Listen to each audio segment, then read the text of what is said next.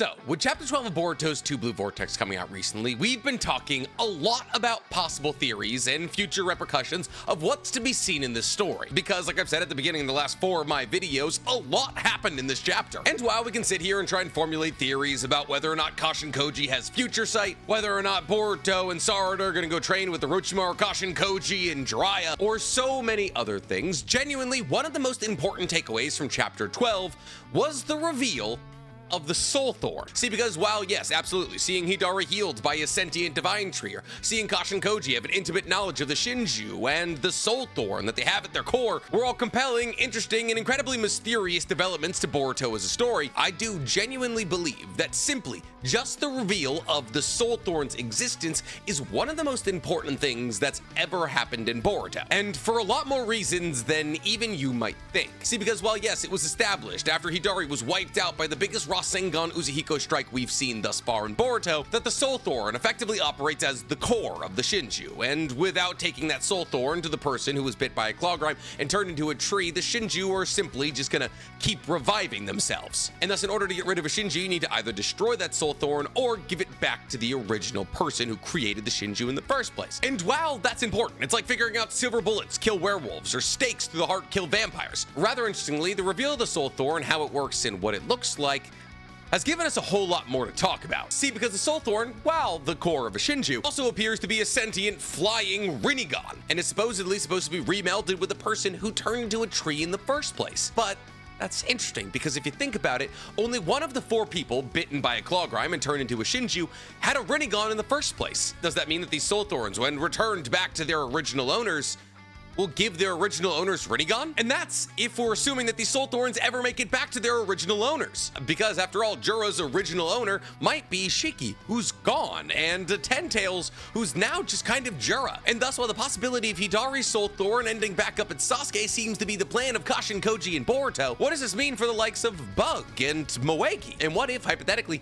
somebody steals a Soul Thorn for their own nefarious uses? See, because as it stands, at least as it looks to me, there is now 4 hyper-powerful Ten Tails cores that could confer Rinnegan to 4 individuals, be they the original people who created the Shinju, or 4 other people. And while I think we can all agree that we want Moegi and Sasuke back in the story, in what capacity will they return? Will they be diminished or greatly empowered? And what will happen to the likes of the Soul Thorn of Jura, who doesn't really have an original person he's split off from? Well, I'd reckon it'll end up with the person closest to Ishiki left on Earth, and no, not Code, but Kawaki. Yes, that's right, ladies and gentlemen, because today we're talking Kawaki's power-up revealed. But before we get to revealing anything, guys, please, for me, like this video, subscribe to the page, and hit that noti bell. And if you're feeling particularly generous, go ahead and follow my other channel, The Weeb Commander, where instead of talking about Naruto and Boruto, I talk all other anime and manga. Or if you want to see me try to bring real-life challenges to the anime world, go ahead and follow my brand new project that I'm doing with Stephen He, Chris Barnett, and Danny Mata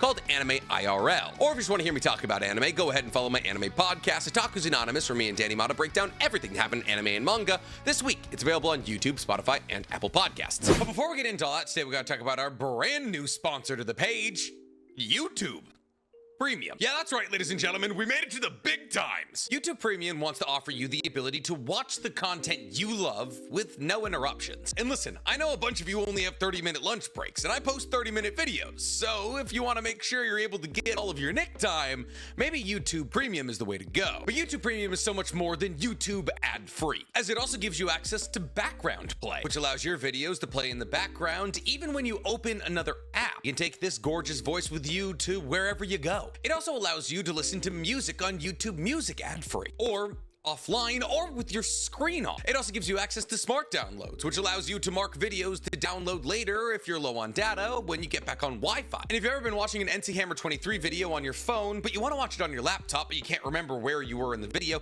you don't have to worry about that with YouTube Premium, as it allows you continue watching options that keep track of where you were between your devices. But it also gives you access to higher quality videos, member offers, after parties, early access to experimental features, and oh yeah, No ads. And some of you might be wondering, But Nick, if I don't watch ads, you don't get paid, right? no, don't worry about that. Part of the monthly subscription cost gets paid to creators. And if all of that isn't enough reason for you to sign up for YouTube Premium today, I'm giving you access to YouTube Premium for 2 months for free. All you have to do is click the link in my description and you'll get access to a 2-month extended free trial. Think about it. You're 1 click away from never having your YouTube video interrupt. And if you subscribe to the link in my description, I may get a commission. So you'd be doing me a favor. So what are you waiting for? Sign up via my affiliate link in the description below. So, with the reveal of the existence of Soul Thorns in Chapter 12 of 2 Blue Vortex, everybody's kind of been reeling. See, while the general consensus seemed to believe that Boruto, Kashin Koji, and the powers of good at B need to take those Soul Thorns and return them to the people that have been turned into trees, the capacity in which they're able to do that is still kind of a mystery. See, because the Soul Thorns seem sentient and seem to be able to fly incredibly quickly, unless of course it was Jura summoning Hidari's Soul Thorn. That is, after all, technically a possibility. However, if we are to assume that somehow, someway, Boruto is going to be able to hold on to the Soul Thorn and return it all the way to Tree Sasuke, the question still remains of, how do you give it back to him? Well, obviously, yes, the Soul Thorn has teeth in it, so maybe you could just plunge it into his chest. That doesn't seem like it would work all that well. Then there's also the incredibly important point that on the Soul Thorn exists a Rinnegan. And while that might maybe only exist on Sasuke's Soul Thorn, on account of the fact that the tree that consumed him covered his now destroyed Rinnegan eye, every single one of the Shinju have 2 Rinnegans, so to assume that all of their Soul Thorns also have a Rinnegan isn't all that crazy. But if we're to consider that all of the Soul Thorns of all of the Shinju have Rinnegan, we have to ponder a bit deeper question, and that is, why? Why do the Shinju have Rinnegan? Better yet, why do the Shinju have 2 Rinnegan? See, basically everything that we know about the Shinju is that they were made by code, but even that doesn't even really answer the question of why the Shinju have Rinnegan, because the Shinju only exist because code augmented the claw grimes, and one of the augmentations code gave to his superior claw grimes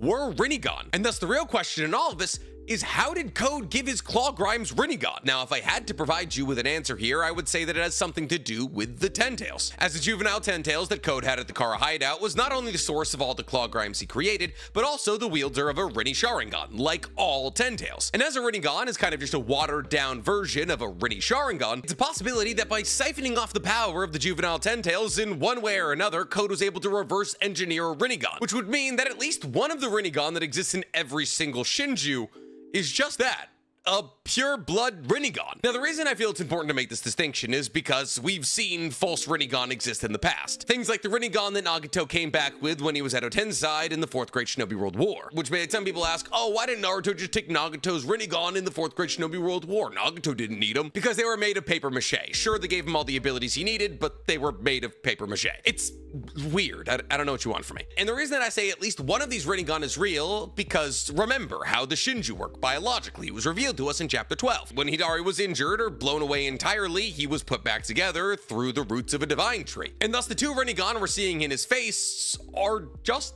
probably wood. Like, in essence, every Shinju is kind of just a wood clone created from a divine tree. But what allows them to use the power of the Rinnegan is the Rinnegan they have in their Soul Thorn, which, so far as we currently know, is real. 6 Paths of Pain's Rinnegan would also be a good representation of fake Rinnegan. Nagato didn't just have 12 Rinnegan, he was channeling the power of the Rinnegan through chakra receivers that gave all of his 6 Paths of Pain Rinnegan eyes. But this means, at least so far as we currently know, there is 4 Rinnegan in play, assuming that Jura has a Soul Thorn. And that's kind of big, because if we assume for just 1 second that the Shinju are eventually gonna lose or turn to the good guys, it would be safe to assume that both Sasuke and Moegi would get their Soul Thorns returned to them, and thus both Sasuke and Moegi will be able to re-enter the fold of the story at some point. However, there's really no reason and no motivation from anybody on Konoha's side to return the Soul Thorn back to Bug. Not only does nobody outside of Kara know who Bug is, but even if they did, they wouldn't care enough about Bug to go all the way to the Kara dimension to save him. And a similar line of logic can be applied to Jura if he does, in fact, have a Soul Thorn. Nobody from Konoha, assuming his Soul Thorn is either tied to the Ten-Tails or some vestige of Ishiki, is gonna want that Soul Thorn to go back to either of those entities. And thus, when it really boils down to it, I'd reckon all 4 Rinnegan are going to return to Konoha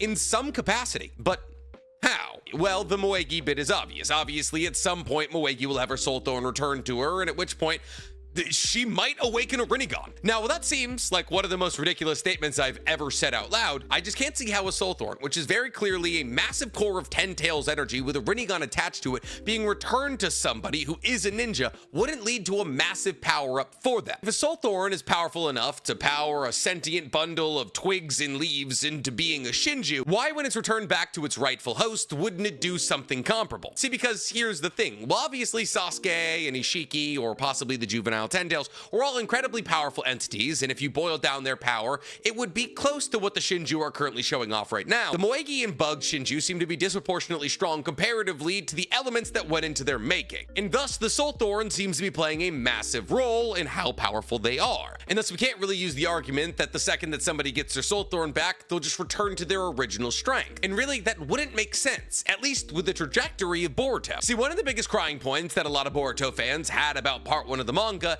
is the fact that Naruto and Sasuke were both nerfed. And while that is absolutely true, they were both nerfed, the way in which Naruto was nerfed, that is, the loss of Kurama, has already kind of disappeared. That is to say that Kurama has now come back stronger than ever, at least hypothetically, with his daughter, Himawari. And now that we know that Kurama still exists, there's a fair possibility that some of Kurama's power will return to Naruto at some point. But even if we're assuming that Naruto will never get Kurama's power again, now that Kishimoto has clearly shown us that he still wants Jinchuriki to be a part of the story, at least through the medium of Himawari, the idea of Naruto remaining a Jinchuriki seems highly likely. And thus I'd reckon, while it may not seem like it quite yet, Himawari being revealed to be this perfect Jinchuriki who's basically a Shinju is the first step in the direction of Naruto no longer being the nerfed Naruto we know, assuming he gets out of the Daikoku-ten at any time. But the way in which Sasuke was nerfed is even more interesting, because Sasuke was nerfed also through a loss like Naruto, but through a much more brutal and bloody loss by having his Rinne Sharingan, or his 6-tome Rinnegan, stabbed out of his face. On top of this, obviously, after the 4th Great Shinobi World War, Sasuke lost his left arm. But now, rather interestingly, Sasuke's left arm and left eye have been grown over by the tree he's turned into. And when you tie that into the fact that Hidari translates in English to left side,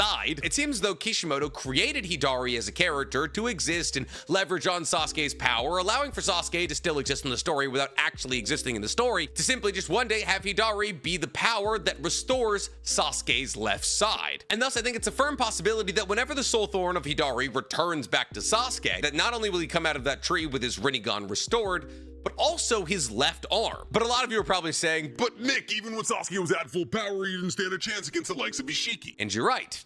He didn't. Naruto in Baryon mode barely stood a chance against Ishiki. But that's where the boost of the Soul Thorn comes into play. If the Soul Thorn can make Hidari, who's just a wood clone given sentience, powerful enough to give a beatdown to Kawaki, go toe-to-toe with Boruto, and be a top contender and strengthen the Boruto universe, then that Soul Thorn, when applied to Sasuke, should immediately make him a top threat. And as crazy as it sounds, that same principle should apply to Moegi, whether that's necessary or not. But you can't say it wasn't even slightly foreshadowed, considering the fact that she is one of the only people we've ever seen use wood release outside of Yamato and Hashirama. So not only were we getting foreshadowing that she was going to end up in a tree, but also it's become very clear because of the fact that she was able to tap into a Kekkei Genkai that was believed to be lost, that she has serious potential. But that doesn't account for 2 Soul Thorns. Soul Thorn of Bug and the Soul Thorn of Jura. So where would their Soul Thorns end up? Well, Bug is tough. See, as we all know, Bug Shinju wants to consume Ada, which means that Bug Shinju is now in direct opposition to Daemon and Ada, which means we haven't really seen him ever since chapter 2 or 3 when he battled against Boruto, because we haven't really seen Daemon or Ada. We've been too busy dealing with Jura, Hidari, Boruto, Kawaki, Sarada, Himawari. If I was to sit here and tell you that I genuinely believe that the Bug Shinju is going to do anything even remotely important outside of dying,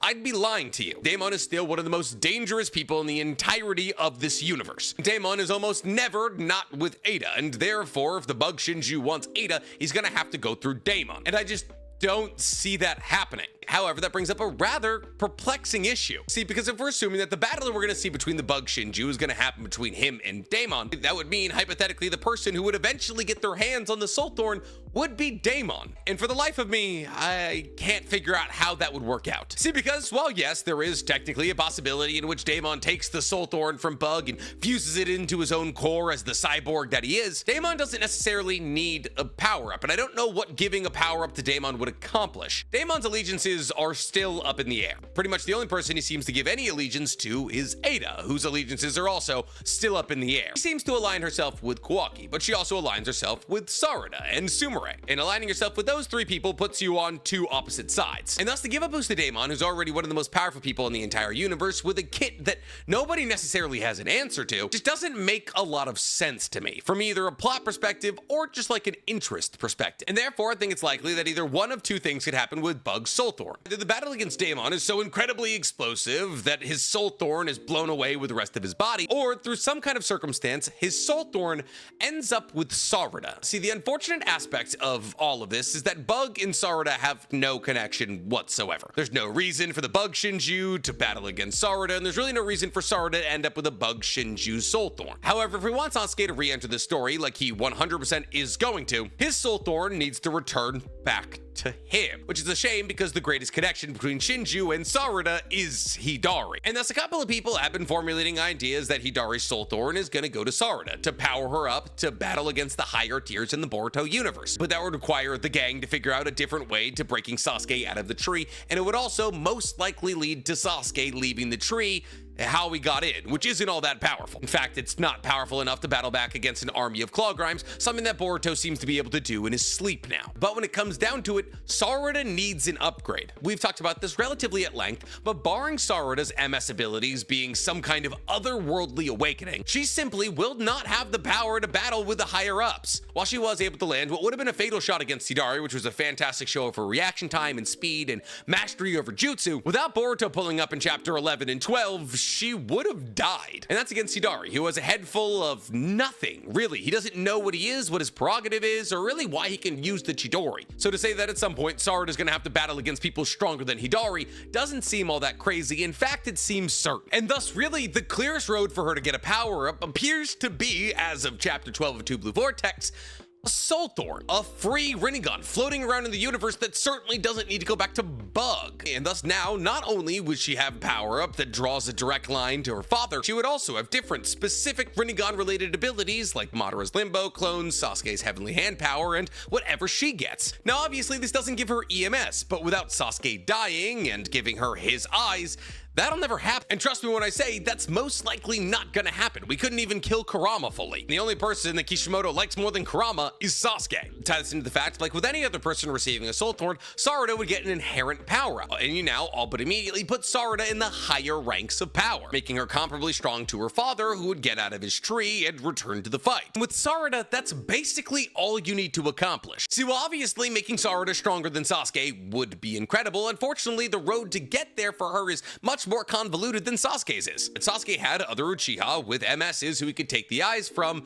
that weren't necessarily pivotal characters in the story. Obviously, Itachi's an important character in all of our hearts, but he was sick and he needed to die anyways. Sarada doesn't necessarily have that, and thus in order for her to achieve a level of power comparable to Sasuke's, she would need to find a way to either be able to heal her MS constantly or get EMS. And unfortunately, what the Soul Thorn has shown us is that the Shinju, while they do have the ability to regenerate, require a divine tree to do so. And thus it doesn't feel as though it would be appropriate to have Sarada bind to some Soul Thorn and then immediately get rejuvenation abilities. But unfortunately, so far as theories go, that one feels thin. I just don't see the plot and how it gets there. I can understand completely that Bug doesn't need his Soul Thorn back and that Soul Thorn is best served for Sarada, but that's just a want. There isn't necessarily anything pushing us in that direction. However, I can't say the same for the fate of the fourth and final possible Soul Thorn, because this would be the Soul Thorn that belongs to none other than Jura. See, Jura has already identified to us that he is the strongest of the Shinju, identifying himself as the leader, and all the other Shinju seem to fall in line under his rule. Ties into the fact that he has the ability to fire tailed beast balls out of his eyes, and he's got a Rinne Sharingan pattern on his chest, and everything seems to be pointing in the direction that Jura is just the Ten Tails, and therefore him being in charge would make sense when you consider the fact that all the other Shinju are just products of the Ten Tails. And thus, when it really comes down to it, if Jura does in fact have a Soul Thorn, as I believe he does, there wouldn't necessarily be anybody to give that Soul Thorn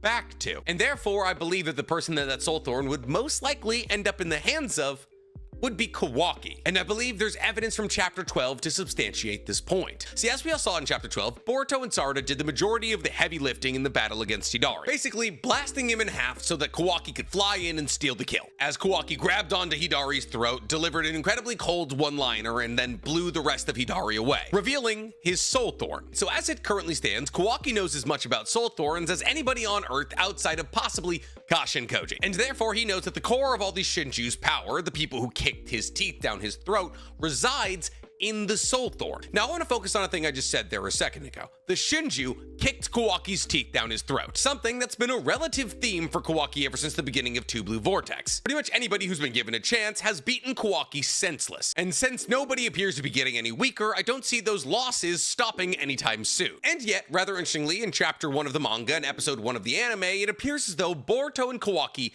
are evenly matched, something they genuinely couldn't be further from right now. And thus, much like Sarada, if Kawaki ever wants to pose a legitimate threat as antagonist A in this story, he too needs a power-up, but it doesn't seem as though he wants to train anytime soon, so his power-up is gonna have to come from the absorption of something. And while many months ago, when Jura was first introduced, I made a theory video saying that he was going to absorb Jura, I've now been given a slightly more specific way of orating that point. See, while technically Jura does want to consume Himawari, and therefore if anybody's gonna be taking down Jura, it should be Himawari, the person separating Jura from the actual person Jura wants to consume, Naruto, is Kawaki. So if that ever comes to light, as it most likely will, then the person that Jura will have a problem with is Kawaki. And while Jura already has beef with Shikadai, Boruto, and Himawari, Kawaki is a logical addition here, and thus Kawaki could hypothetically find himself fighting alongside Boruto and Himawari, in which case I believe we could see a circumstance very similar to what I believe was being foreshadowed in Chapter 12, where when Jura is effectively defeated,